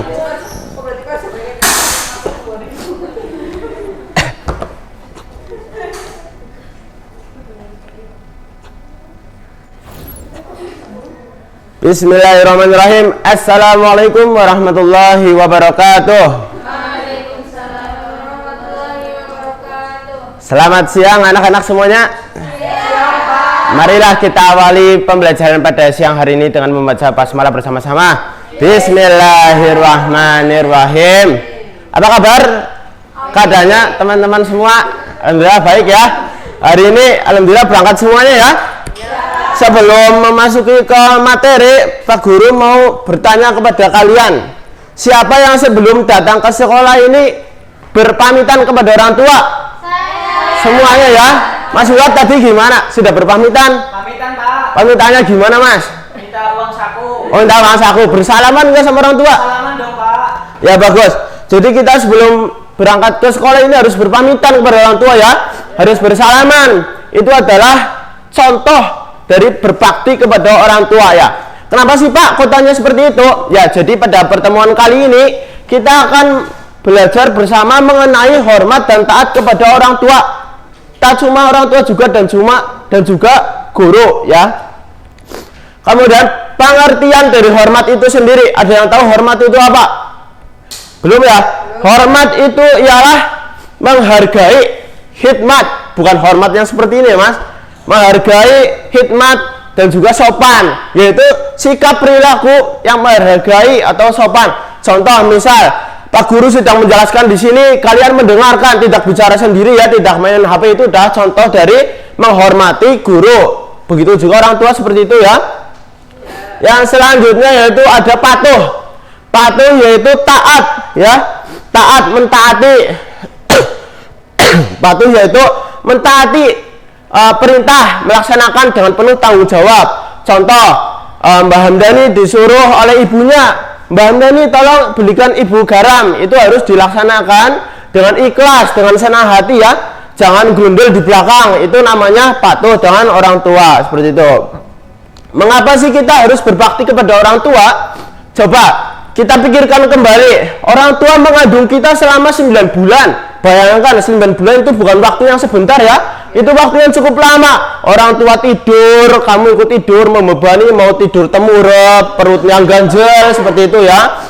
Orang tua mau buang air, kalian ikut juga, nggak bisa dipisah, seperti itu, ya. Habis mengandung terus melahirkan. Orang tua khususnya ibu itu melahirkan kalian ini taruhannya nyawa. Taruhannya nyawa, ya, bisa jadi sampai mati gitu, ya. Taruhannya nyawa, coba bayangkan. Lalu setelah melahirkan ibu kalian, orang tua kalian itu membesarkan kalian dengan penuh rasa kasih sayang, ya. Kalian buang air di celana, di pampers, orang tua kalian membersihkannya dengan suka hati, senang hati, ya, tanpa ada rasa kesal, seperti itu. Kalian nangis di tengah malam, orang tua bangun, seperti itu, ya. Setelah membesarkan, orang tua merawat, ya, merawat dengan sepenuh kasih sayang, sepenuh hati. Lalu setelah merawat kalian, orang tua itu menyekolahkan kalian dengan tujuan kalian menjadi orang sukses, orang yang pintar, ya. Orang tua kalian menyekolahkan kalian ini dengan uang, ya. Orang tua udah kerja mencari nafkah banting tulang untuk kalian semua. Jadi dengan pengorbanan yang telah orang tua lakukan untuk kita, ya, untuk anak-anak semua ini, khususnya dari ibu, kita harus berbakti, patuh dan taat kepada orang tua, khususnya ibu, seperti itu, ya. Lalu ada dalil mengenai berbakti kepada orang tua dan guru, yaitu tertuang dalam Quran surat Al-Isra ayat 23 yang berbunyi, a'udzubillahi minasyaitonirrajim, bismillahirrahmanirrahim, wa qadara rabbuka alla ta'budu illa iyyahu wa bil walidaini ihsana imma yablughanna indakal kibara ahaduhuma aw kilahuma fala taqul lahumā uffin wa la tanharhumā wa qul lahumā qawlan karīmā, yang artinya, dan Tuhanmu telah memerintahkan supaya kamu jangan menyembah selain Dia, dan hendaklah kamu berbuat baik kepada ibu dan bapakmu dengan sebaik-baiknya. Jika salah seorang di antara keduanya atau kedua-duanya itu sudah berumur lanjut dalam pemeliharaanmu, maka sesekali janganlah kamu mengatakan kepada keduanya perkataan ufin, ya. Bukan dalam artian yang sebagaimana, ya. Itu yang dimaksud kayak misal Mbak Hikmah disuruh oleh ibu beli garam, pula males, seperti itu, ya. Jadi nggak boleh mengeluh. Kita harus melaksanakan dengan sepenuh hati, ya, dengan senang hati, dengan ikhlas. Tidak boleh mengeluh. Dan janganlah kamu membentak mereka. Dan ucapkanlah kepada mereka perkataan yang mulia. Dari Quran surat Al-Isra ini, yaitu dijelaskan kita harus menyembah kepada Allah, bukan selain Allah, ya. Terus yang kedua, berbakti kepada orang tua, ya. Tidak boleh membentak orang tua. Kita harus bertutur kata dengan sopan, dengan lemah lembut, dengan baik kepada orang tua. Tidak boleh berkata kasar, seperti itu, ya. Yang selanjutnya ada contoh dari perilaku berbakti dan taat kepada orang tua dan guru dari Quran surat Al-Isra tadi. Contoh, Mas Fuad ketika disuruh bapaknya, Mas belikan paku, langsung dikerjakan, ya, dengan senang hati, dengan ikhlas, tanpa membantah. Itu contohnya, ya, seperti itu. Yang selanjutnya ada manfaat dari berbakti dan taat kepada orang tua dan guru. Yang pertama, manfaat dari atau hikmah dari berbakti kepada orang tua dulu, ya. Yang pertama yaitu ada mendapat ridho Allah. Jadi ridhallahi fi ridha walidain, ya. Ridho Allah terletak pada ridho orang tua. Begitu juga sebaliknya, murka Allah terletak pada murka orang tua. Jadi kita jangan sampai membuat orang tua itu murka, karena itu sama saja dengan murka Allah. Yang kedua yaitu mendapat pahala. ya, karena berbakti kepada orang tua ini termasuk amalan yang utama, amalan dalam syariat Islam. Nah ini menurut hadis dari Ibnu Mas'ud ini berkata, ya Rasulullah, amalan apa yang paling utama dan yang kau suka, seperti itu ya. Jawabannya ialah sholat tepat waktu. Yang kedua yaitu berbakti pada orang tua, dan yang ketiga jihad di jalan Allah. Jadi berbakti pada orang tua ini termasuk amalan yang paling utama ya.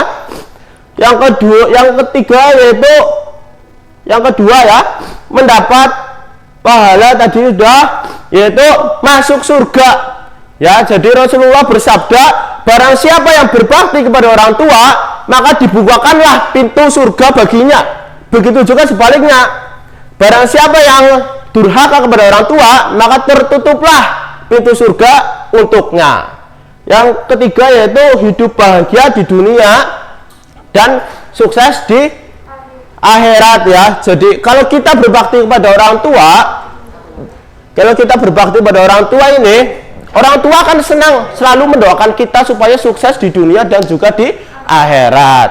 Yang selanjutnya ada hikmah dan manfaat dari taat kepada guru, yaitu kita dapat mendapat ilmu yang bermanfaat dan juga ilmunya juga mudah dipahami. Karena kita berbakti pada guru, taat kepada guru jadi lebih senang ya. Ilmu yang telah disampaikan jadi mudah diterima dan juga insya Allah dapat bermanfaat.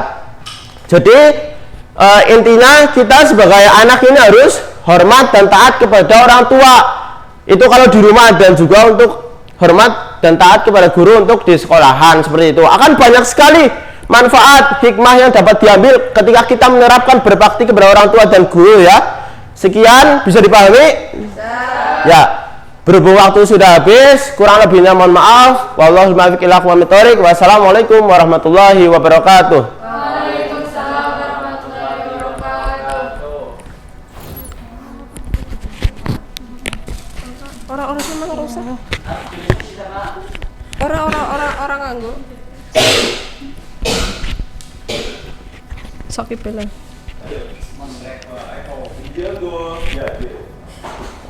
Wis. Alah, privasi belum lebu. Wah. Ireng banget gila. Mboten sios. Anak keton kok. Yes.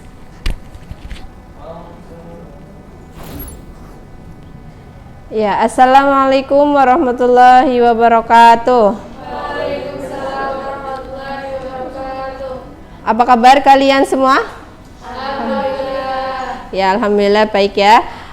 Untuk memulai pelajaran pada pagi hari ini, sebaiknya kita berdoa terlebih dahulu. Silakan ketua kelas untuk memimpin doa. Bismillahirrahmanirrahim.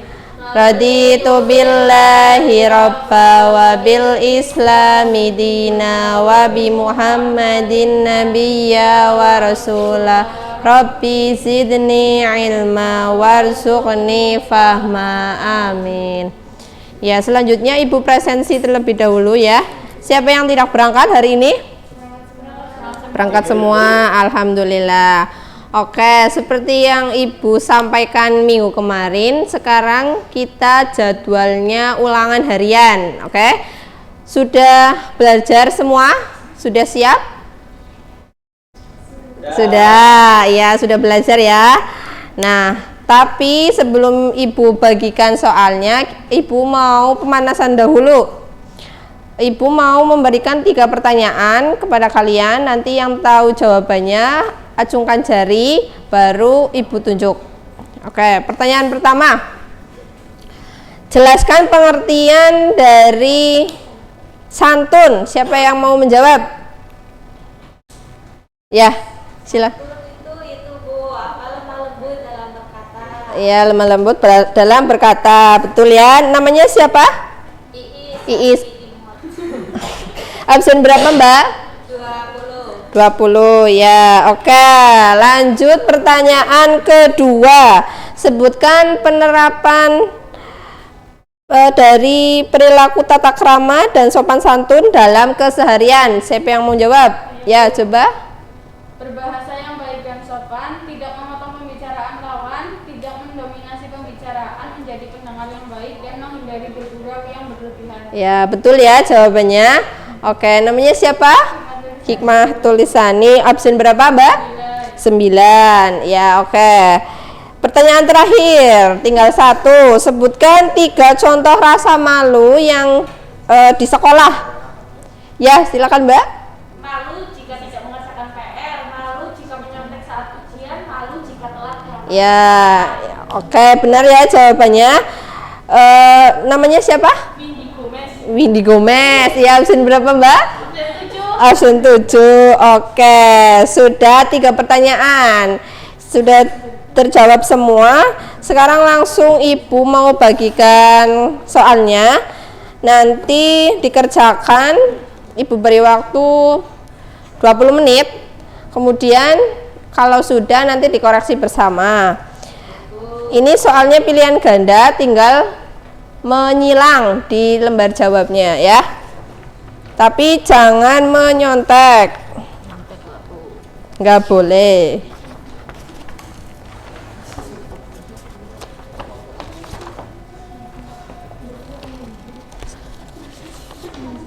Iya.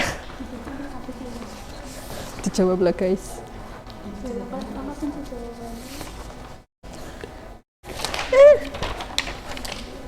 Sudah terbagi semua? Sudah. Oke. Duduknya yang rapi, jangan berdekatan satu sama lain, jangan menyontek. Serius.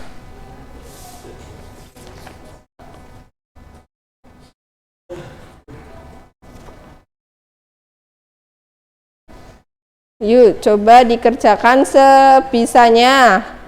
Kemarin sudah dijelaskan materi tentang tata krama, sopan santun, dan malu. Soalnya gampang.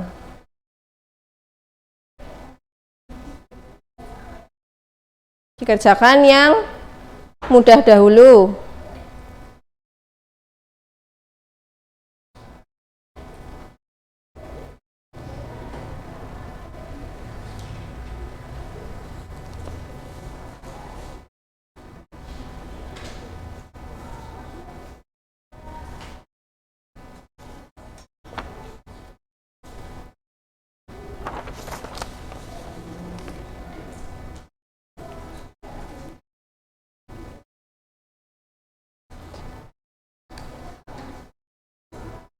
Ya, waktunya tinggal 5 menit lagi.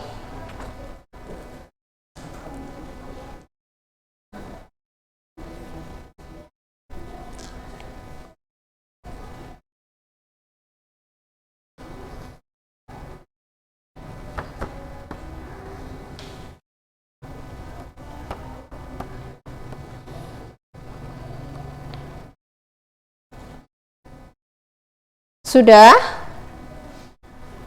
Sudah semua? Sudah. Sudah. Yang belum? Ada yang belum? Belum. Ayo dipercepat. Waktunya tinggal 2 menit lagi.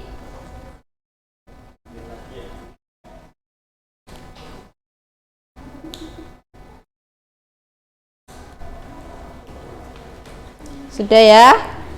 Kita koreksi bersama. Silakan ditukarkan kunci jawabannya kepada teman sebelahnya. Muter 3 ya nggak apa-apa. Oke, nomor 1. Adat peraturan yang disepakati, perilaku yang wajar terjadi antara manusia dengan manusia lain merupakan pengertian dari tata krama. Betul, jawaban nomor 1 B. Yang kedua, perhatikan pernyataan berikut. Yang ke-1, mengikuti kepercayaan dan keyakinan kedua orang tua yang berbeda agama. Kemudian nomor 2, mendoakan agar kedua orang tua mendapat hidayah Allah yang untuk beriman. Yang ketiga, mengikuti peribadatan kedua orang tua sebagai bentuk penghormatan. Yang keempat, mendengarkan nasihat orang tua dengan seksama. Yang kelima, membujuk kedua orang tua untuk memeluk agama Islam. Yang keenam, bertutur kata lemah lembut kepada orang tua. Soalnya, tata krama dan sopan santun kepada kedua orang tua yang berbeda agama terdapat pada angka? Jawabannya C, ya 2, 4, dan 6. Kemudian lanjut nomor 3. Perhatikan ilustrasi berikut. Asyifa memiliki keinginan kuat untuk selalu mengikuti nasihat orang tua dan gurunya. Sebelum berangkat ke sekolah, dia selalu memperhatikan penjelasan ibu atau bapak guru ketika belajar. Kemudian ketika berdiskusi, dia tidak pernah menyela dan memotong pembicaraan temannya. Demikian pula halnya ketika berbicara dengan orang tua dan guru, dia tidak meninggalkan nada suaranya di hadapan mereka. Dari ilustrasi tersebut, yang termasuk tata krama sopan santun ketika berbicara adalah jawabannya B, tidak memotong atau menyela pembicaraan orang lain. Terus nomor 4, tata krama dalam berpakaian sebagaimana firman Allah dalam surat Al-A'raf ayat 26 adalah jawabannya D, menutupi aurat dan untuk memperindah jasmani manusia. Ada yang tahu arti dari surat Al-A'raf ayat 26? Ya, coba ibu bacakan artinya. Wahai anak cucu Adam, sesungguhnya kami telah menyediakan pakaian untuk menutupi auratmu dan untuk perhiasan bagimu, tetapi pakaian takwa itulah yang lebih baik. Demikianlah sebagian tanda-tanda kekuasaan Allah, mudah-mudahan mereka ingat. Jadi jawabannya tadi menutupi aurat dan untuk memperindah jasmani manusia. Betul. Kemudian lanjut nomor 5. Allah Subhanahu wa taala memerintahkan dalam Quran surat Al-Baqarah ayat 83 untuk jawabannya apa? Nomor 5. Ada yang jawab A? Tidak. Yang jawab B? Ada. Yang jawab C? Tidak ada. Yang jawab D? Ada. Jawabannya ini dibacakan dulu artinya ya. Dan ingatlah ketika kami mengambil janji dari Bani Israel, janganlah kamu menyembah selain Allah dan berbuat baiklah kepada kedua orang tua, kerabat, anak-anak yatim, dan orang-orang miskin. Dan bertutur katalah yang baik kepada manusia. Laksanakanlah sholat dan tunaikanlah zakat. Tetapi kemudian kamu berpaling mengingkari kecuali sebagian kecil dari kamu dan kamu masih menjadi pembangkang. Jadi jawabannya apa? Ya, jawabannya D, bertutur kata baik kepada sesama manusia. Kemudian lanjut nomor 6. Santun mencakup 2 hal, yakni jawabannya apa? D, santun dalam ucapan dan santun dalam perbuatan. Benar atau salah? Betul ya. Contoh dari santun dalam ucapan ada yang tahu? Santun dalam ucapan contohnya ya berkata lemah lembut kepada kedua orang tua atau kepada guru ya. Kemudian contoh santun dalam perbuatan, kita menundukkan badan ketika melewati orang tua atau kerumunan orang gitu, berkata permisi, tidak langsung selonong saja lewat tanpa permisi begitu ya. Oke, lanjut nomor berapa? Nomor 7. Abil hendak mengikuti ujian sekolah. Beberapa teman mengajak Abil bekerja sama saat ujian. Mereka ingin memperoleh nilai yang baik. Abil dapat menunjukkan perilaku malu dengan apa? Nomor 7. Jawabannya mengingatkan teman-temannya agar tidak berbuat curang saat ujian. Iya, kalau saat ujian tidak boleh mencontek. Itu perbuatan yang tidak baik. Kalian harus mempunyai rasa malu ya. Kemudian nomor 8, menahan diri dari perbuatan jelek dan merasa sangat tidak enak hati jika melakukan perbuatan tercela adalah pengertian dari malu. Betul, menahan diri dari perbuatan jelek dan merasa tidak enak hati. Itu adalah pengertian dari malu. Selanjutnya nomor 9. Salah satu manfaat dari sifat malu, manfaatnya apa? Ya, mencegah dari perbuatan tercela. Betul. Kemudian yang terakhir nomor 10. Balasan bagi seseorang yang menerapkan rasa malu sesuai syariat Islam yaitu jawabannya apa? C. Mendapatkan cinta Allah, menunjukkan jalan ke surga dan mendapat banyak kebaikan. Oke. Silakan ditulis salah dan benarnya, nanti dikumpulkan ke meja depan. Sudah? Oke.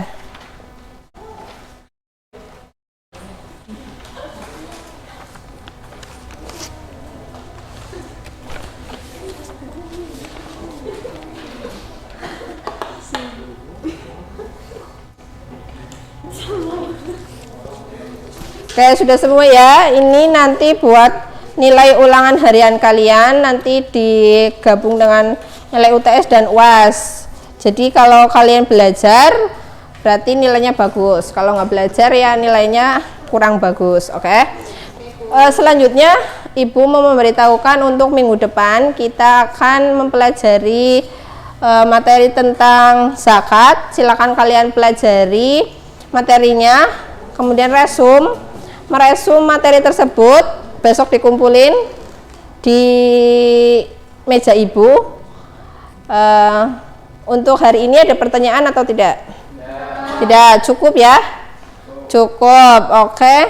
Kita akhiri pada pagi hari ini dengan bacaan hamdalah bersama. Alhamdulillahirabbil alamin ya.